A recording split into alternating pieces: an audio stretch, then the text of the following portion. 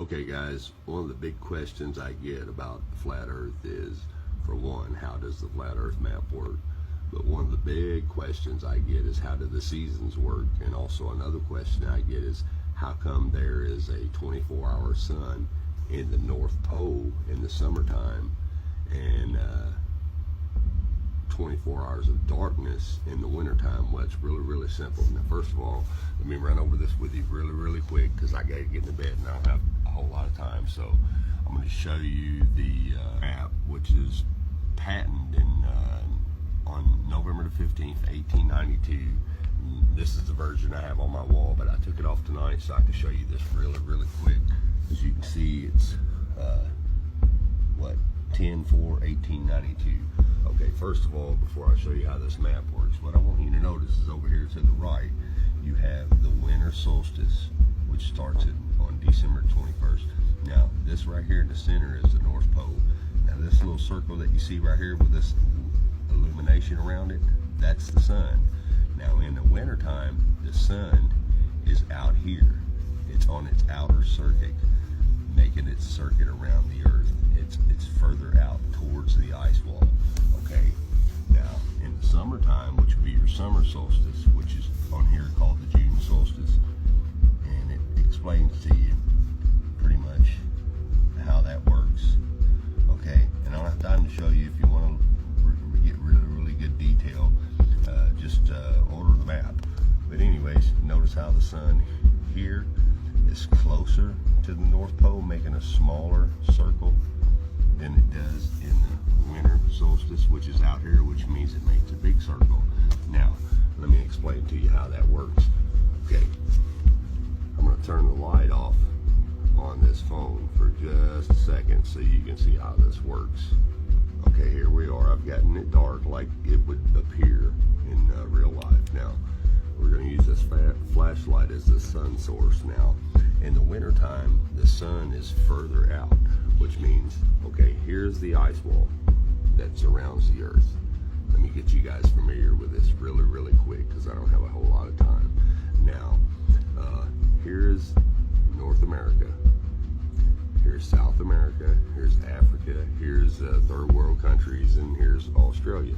Now, in the wintertime, the sun is out here making its circuit around the earth, and it never changes up its speed. It's always going the same speed, but being that it's further out, it takes a longer time for it to come back around. That's why in the wintertime, your nights are longer than your days, because it takes the sun a longer amount of time to get all the way back around. Now, as the months go by and it starts to get into spring, well, guess what the sun does? It starts to move back in on its circuit. So that's why, notice when the sun starts to move in, see, say this is the daytime in America, which is right here in the summertime. Well, you have daytime there. Well, check this out.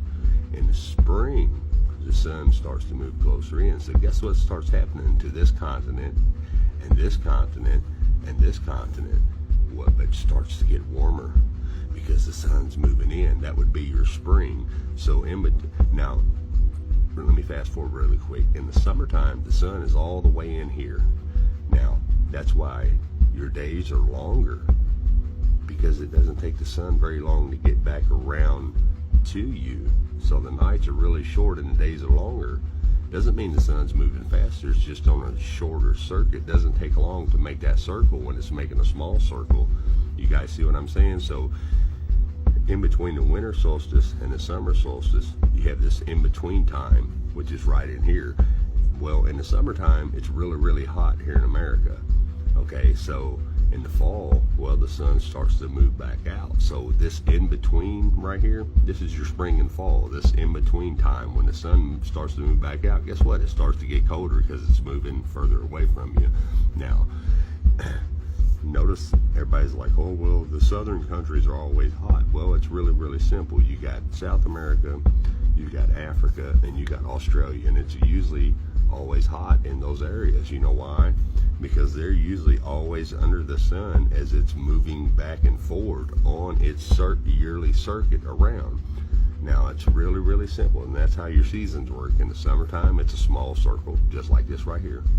That's why your days are longer and your nights are shorter. Well, when the sun moves back out, notice how your days start getting shorter. That's because the sun's starting to make a bigger circle. And then in the wintertime, your nights are really, really long and your days are short, because it takes the sun a long time to bring its light back around and its heat back around.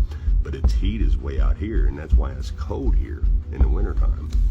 But say in South America or Africa, it's not really cold in any of those months, because the sun is always over them, no matter if it's here or no matter if it's here. It's always over these countries. Now, your midnight sun, which is a 24-hour sun, and I think that for 187 days, which is a little over 4 months, which makes sense. You know, a summertime is about 3 months, a little over 3 months long. So as it fades back out, well, now, here's my point. If you're in the North Pole has 187 days of daylight, okay? Well, it's really, really simple. Look at the North Pole. This is the North Pole. In the summertime, the sun's on its short circuit, so guess what stays lit up the whole time? Even though the other countries over here are dark and the United States is lit up in the daytime, these countries are dark. Well, guess what's still lit up? The North Pole, the Arctic. No matter where it is, its circuit is so short, it keeps it lit up the whole time. And then you have 163 days, I believe it is, of darkness in the North Pole in the wintertime to us here in the United States. So in the wintertime, guess where the sun is? It's out here. So look at the North Pole. For all those months, it has no light because the sun is out here making its circuit. It's really, really simple, guys, once you understand how to read this map. And right here, it's very, very simple. That's why it says right here, longitude and time calculator. This tells you how the months work, and it tells you how the time works. Now, up here you have the morning, and over here you have noon, and right here you have evening, and right here you have midnight. So notice in Roman numerals how it goes 1 all the way over to 12, and then it starts over again, 1 all the way around to 12, because half of the earth for 12 hours is lit up. So let's say from morning all the way around here to evening. Well, over here it's midnight. That's why it says midnight there, because it's dark there. The sun is on this half of the earth, and then when it moves to this half of the earth, this half over here is dark. That's why it's numbered the way that it's numbered: morning, noon, evening, and night, midnight. That all the ancients knew this for years and years. And that's why this map, if you look at the very top, it says scientifically and practically correct as it is.